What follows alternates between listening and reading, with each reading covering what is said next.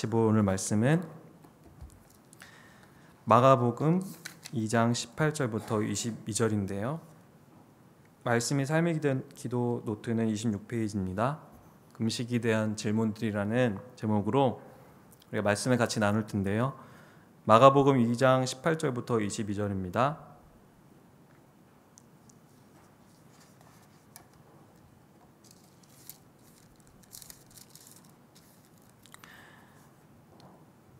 제가 한 절, 여러분 한 절에서 마지막 22절은 합독하겠습니다. 요한의 제자들과 바리새파 사람들은 금식을 하고 있었다. 사람들이 예수께 와서 물었다. 요한의 제자들과 바리새파 사람의 제자들은 금식하는데 왜 선생님의 제자들은 금식을 하지 않습니까?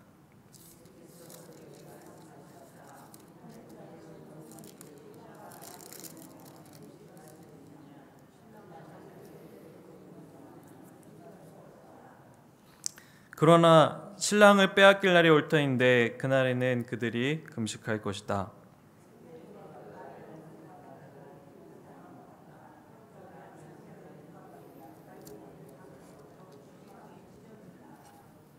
다 같이 읽겠습니다. 또 새 포도주를 낡은 가죽 부대에 담는 사람은 없다. 그렇게 하면 포도주가 가죽 부대를 터뜨려서 포도주도 가죽 부대도 다 버리게 된다. 새 포도주는 새 가죽 부대에 담아야 한다. 아멘. 오늘 이 말씀을 한 3분 정도 같이 묵상하시고 말씀을 시작하겠습니다.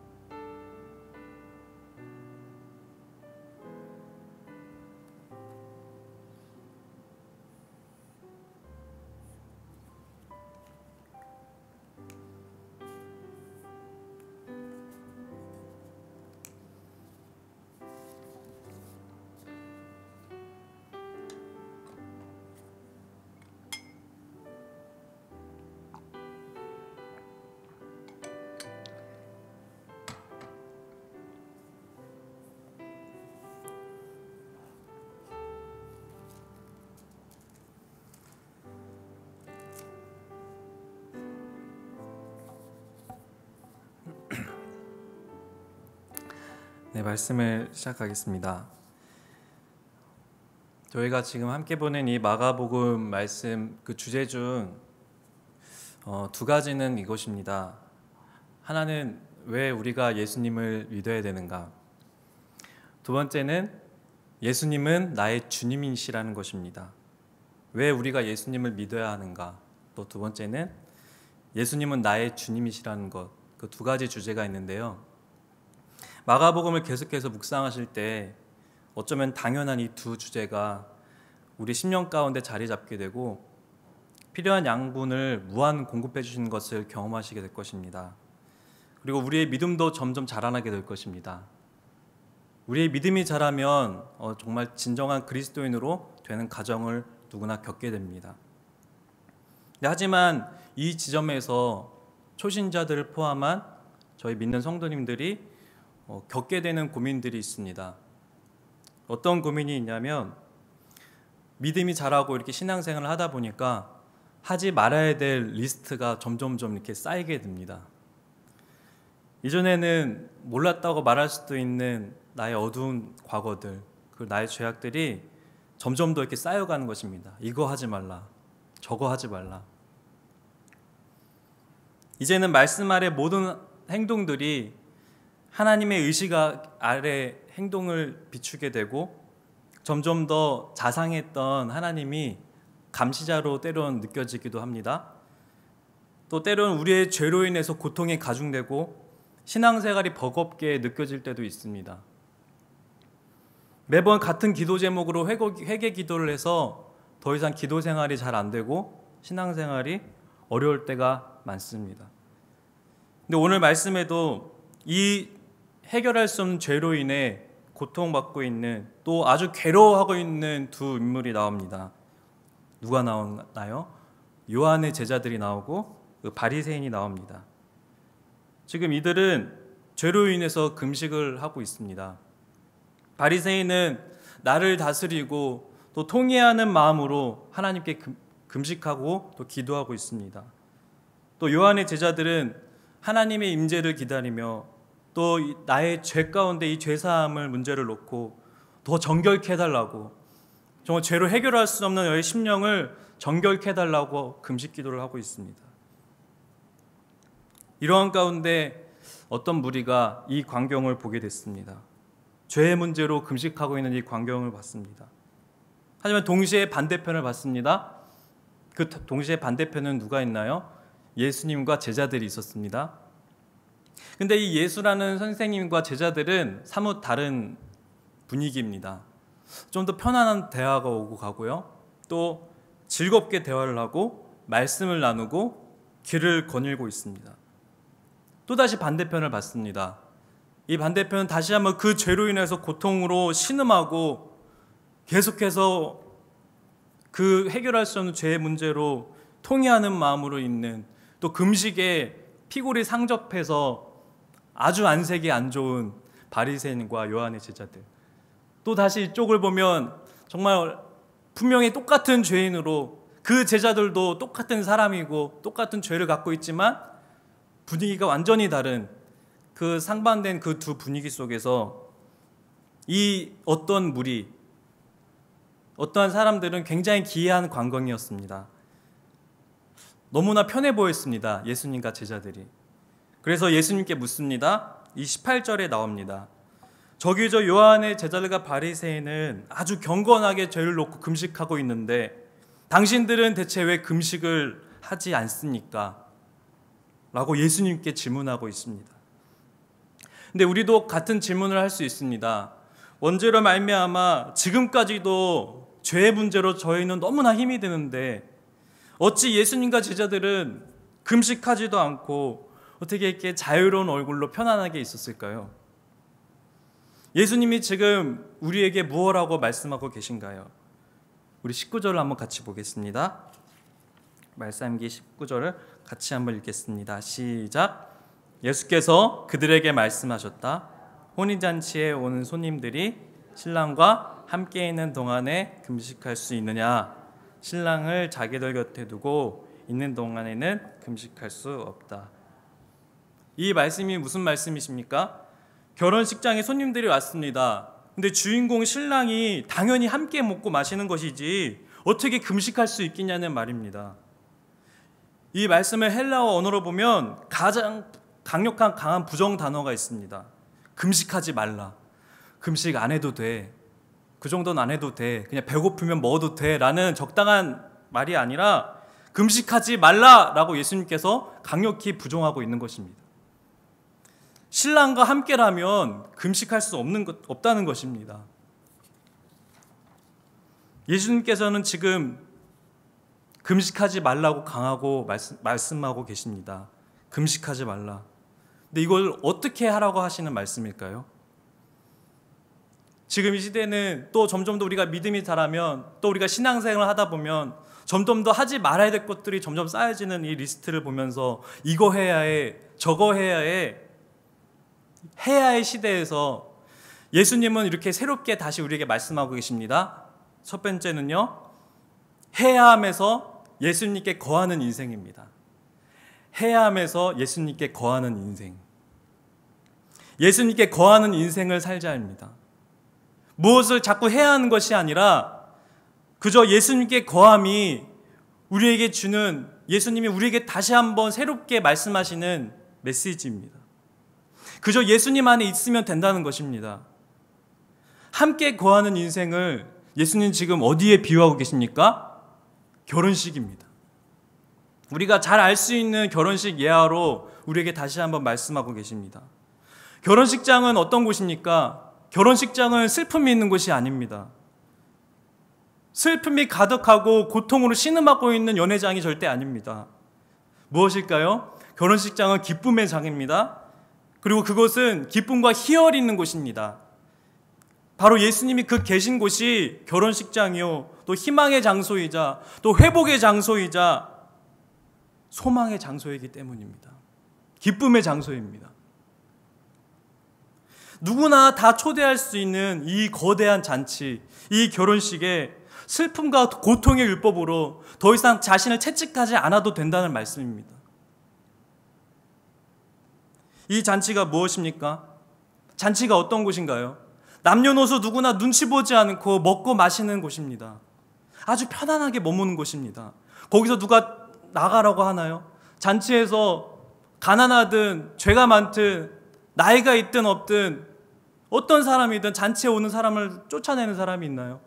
누구나 다 초청하고 누구나 다 같이 먹고 마시는, 같이 화합의 장이자 가장 큰 신랑과 신부가 만나는 화합의 장입니다. 그것이 바로 결혼식입니다.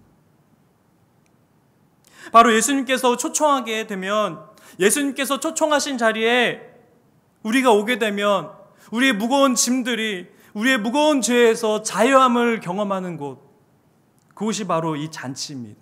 이 결혼식장입니다. 자유로운 이 파티의 주인공은 누구신가요? 파티장은 바로 예수님이십니다. 우리는 파티를 열 능력도 없고 파티를 열 능력과 그런 큰 재물도 없습니다.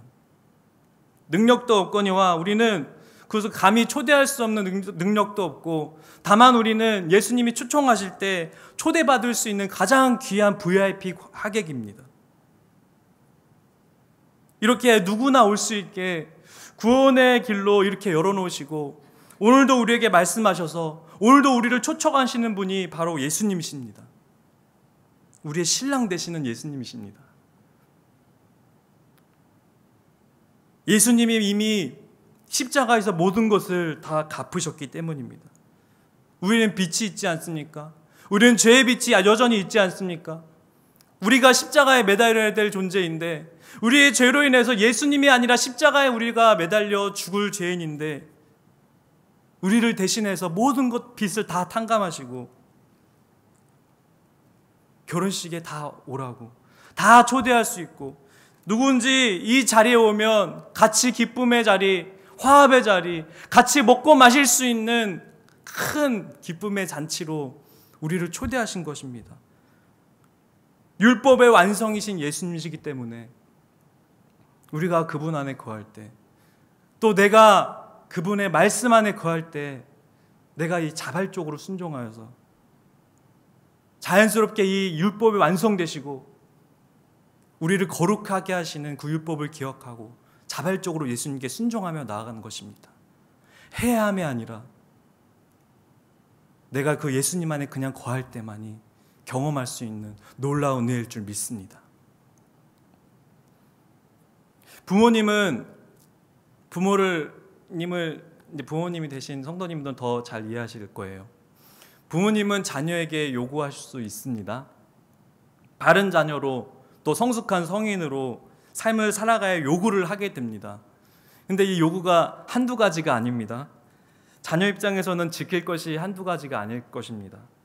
방 청소해라, 늦게 들어오지 말라, 또 좋은 데 취업해라, 좋은 사람 만나라, 또 결혼해라, 또 다른 더 몇 가지가 있나요? 지킬 것이 한두 가지가 아닙니다. 어떤 자녀들은 이 요구 자체를 듣기 싫어합니다. 뭐 이렇게 지킬 게 많아요. 안 그래도 살기 벅찬데, 안 그래도 지금 취업하기도 어렵고 공부하기도 어렵고 살기 힘든데 뭐 이렇게 엄마 아빠는 이렇게 나한테 요구하는 것이 많아요? 라고 반항을 하고요. 그 요구와 부모님의 요구를 듣기 싫어서 따로 독립해서 나가 살기도 합니다. 그런데 이 요구들, 부모님이 우리에게 최선을 다하라는 이 요구들이 이해될 때는 언제입니까? 바로 부모님과 한 마음이 될 때, 내가 부모 입장에서, 또 내가 부모님이 된 입장으로 그 나이가 됐을 때, 또 내가 부모님과 한 마음이 됐을 때 그 모든 요구들이 다 이해가 되는 것입니다. 내가 순종하게 되는 것입니다. 부모님의 나이가 되었을 때 나를 가르치시고 훈계하셨던 것들이 비로소 알 수 있는 것입니다. 그 하나, 두 가지, 또 세 가지 그 요구들이, 모든 것들이 다 이해할 수 있게 되는 것입니다. 그렇다면 예수님은 금식을 아예 하지 말라고, 절대 하지 말라고 우리에게 말씀하고 계신가요? 우리 20절을 한번 다 같이 읽기 원합니다. 같이 20절을 읽겠습니다. 그러나 신랑을 빼앗길 날이 올 터인데 그날에는 그들이 금식할 것이다. 신랑이 죄 가운데로 빼앗겨서 십자가로 예수님을 빼앗길 운명을 미리 이 말씀에서 예고하고 있는 것입니다. 이때는 우리가 정말 예수님을 못 박았다는, 내가 내 죄로 인해서 예수님을 못 박았다는 그 말로 할 수 없는, 형용할 수 없는 그 애통함, 비통함으로 우리는 금식해야 될 것입니다. 율법과 복음, 율법은 예수님과 따로 떨어져서는 안 된 불가분 관계입니다. 율법의 완성이신 예수님이 십자가에 못 박히시고 또 이렇게 십자가로 저 죄로 말미암아 죽을 수밖에 없는 그 고통과 그 운명들을 우리는 아파야 될 것입니다. 내 죄로 인해서 그 죄는 아파야 될 것입니다. 그래서 우리는 금식을 해야 됩니다. 근데 좀 헷갈리기 시작합니다. 금식하지 말라고 하시는데 또 금식할 때가 있다고 말씀하시는 주님, 나와 함께라면 해야 되는 것들이 아니라 이제는 안 해도 된다고 말씀하시는 예수님의 말씀을 들을 때 과연 예수님은 도대체 우리 보고 어떻게 하라고 하시는 말씀일까요? 이 어떤 무리들이 전혀 상반된 분위기 속에서 진행되는 이 광경을, 또 이 금식 논쟁을 보고 예수님은 계속해서 질문하고 같이 대답하십니다. 이제는 클라이막스로 예수님이 말씀을 덧붙여 마무리하고 계시는데요. 어떻게 이 대화로, 어떻게 이 금식 논쟁, 정말 금식을 해야 되는지 말아야 되는지, 금식은 또 어떻게 우리가 이해해야 되는지 예수님은 이 마무리를 어떻게 말씀을 짓고 계실까요? 두 번째 메시지입니다. 우리에게 말씀하시는 두 번째는 낡은 청첩장에서 이제는 새 청첩장을 주신 주님을 따르는 인생입니다. 낡은 청첩장에서 이제는 새 청첩장을 주시는 주님을 따르는 인생. 본문 21절을 같이 읽겠습니다. 생배 조각을 낡은 옷에다가 대고 깁는 사람은 없다. 그렇게 하면 새로 된 조각이 낡은 데를 당겨서 더욱더 심하게 찢어진다. 또 새 포도주를 낡은 가죽 부대에 담는 사람은 없다. 그렇게 하면 포도주가 가죽 부대를 터뜨려서 포도주도 가죽 부대도 다 버리게 된다. 새 포도주는 새 가죽 부대에 담아야 한다. 아멘. 이전에도 예수님은, 또 우리 하나님은 청첩장을 주셨습니다. 그것은 믿음의 선배들이 하나님의 자녀된 삶으로 초청된 것입니다. 하나님의 그 율법과 거룩한 삶을 살려고 하라는 거룩한 삶을 살아야 될 요구를 받았습니다. 근데 우리 예수님은 너무나 분명한 분이십니다. 이 말씀에서 근거를 계속해서 설명해 주고 계십니다. 생배라는 것은 새 천입니다. 너무나 간단한 이야기입니다. 이것을 낡은 옷에 붙이면 새 옷이 오히려 낡은 것에 의해서 점점 해지게 된다는 것입니다. 새 옷으로 헌 옷을 만들 수 없거니와 오히려 튼튼한 새 천이 부실한 천을 당겨 더 해지게 되고 더 옷을 망가뜨린다는 것입니다. 22절도 같은 맥락입니다. 새로운 포도주는 새 부대에 담아야 됩니다. 이전에는 율법과 규칙 거울로 우리를 날마다 비추었습니다. 우리의 죄를 날마다 회개하고 금식으로 아파하고 내가 금식하여서 내가 어떻게 하면 정결케 살아야지, 어떻게 하면 내가 하나님께로 나아가지, 어떻게 하면 이 죄의 문제를 해결하지 하면서 계속해서 율법의 거울로 나를 날마다 비췄지만 죄를 없애고 또 넣고 붓고 싸매도 어떻게 죄를 해결할 수 없는 이 고통 가운데 지금도 예수님이 계시지 않다면 날마다 율법의 요약판 이 십계명도 하나도 지키기 어려운 우리를 계속해서 또 다그치고 또 말씀으로 우리를 비추고 또 붓고 또 쏟고 계속해서 이 반복되는 이 죄의 문제로 우리는 고통받을 수 있을 것입니다. 죄된 우리에게는 원래 율법이 필수 처방이었습니다. 하지만 이제는 새 옷을 입혀주신 그리스도가 우리의 새 신랑 되시며 새 부대가 되신 줄 믿으시길 바랍니다. 새 포도주는 새 부대로 넣어야 됩니다.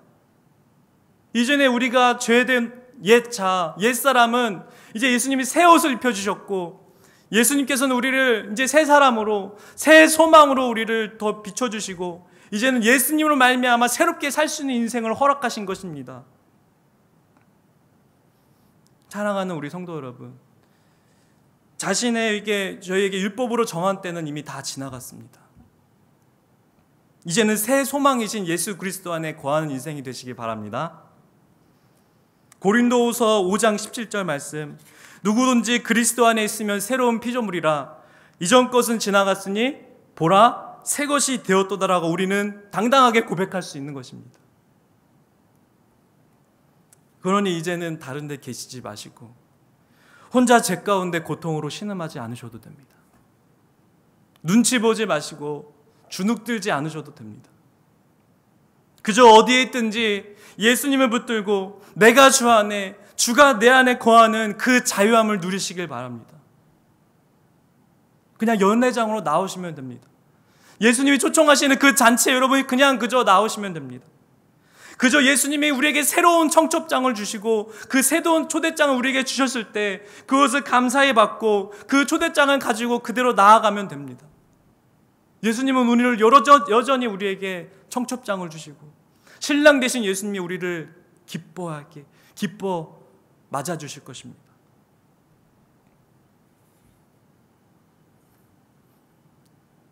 또한 예수님이 우리에게 먼저 찾아오실 때 예수님 안에 잠잠히 거하시는 삶이 되시고 죄에서 해방된 자유를 누리시게 될 줄 믿습니다.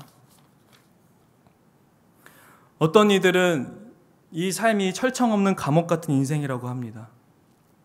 이미 죄가 많아 십계명도 제대로 지키지 못한 인생이라고, 죄인이라는 이 이름하에 정말 갇힌, 정말 꽁꽁 죄로 무너져 이 삶이 괴롭고 고통에 신음하고 또 이 삶이 너무나 어렵다고 합니다. 근데 예수님이 우리가 어제 본 본문 말씀에도 말씀하셨습니다. 나는 의인을 부르는 것이 아니요 죄인을 부르러 왔노라라고 말씀하셨습니다. 탕제된 둘째 아들이 나의 죄 돌아갈래라고 결심하셨을 때 이미 아버지는 저 먼 곳에서부터 두 팔을 벌려 우리를 맞이하고 계셨습니다. 그 이미 돌아올 때부터 탕자된 둘째 아들이 이미 결심하고 나 이제 돌아갈래라고 결심을 했던 것부터 아버지가 우리를 보시며 큰 잔치를 예배하신 것처럼 오늘도 초대하시는 주님이 이 새 청첩장을 손에 들고 여러분을 기다리실 것입니다. 여러분을 기다리시고 정말 그 큰 구원잔치에 음식을 준비하고 여러분과 가장 귀한 시간을 누리고 마음껏 누리고 같이 화합하고 기쁨에 이제는 죄의 문제로 고통받고 신음받는 것이 아니라 이제는 예수님과 함께하는 정말 새 청첩장을 손에 들고 나의 신랑 되신 예수님을 만나고 그 구원잔치에서 자유를 누리는 귀한 성도 여러분 되시길 주님의 이름으로 축복합니다. 이 시간 같이 기도하기 원합니다.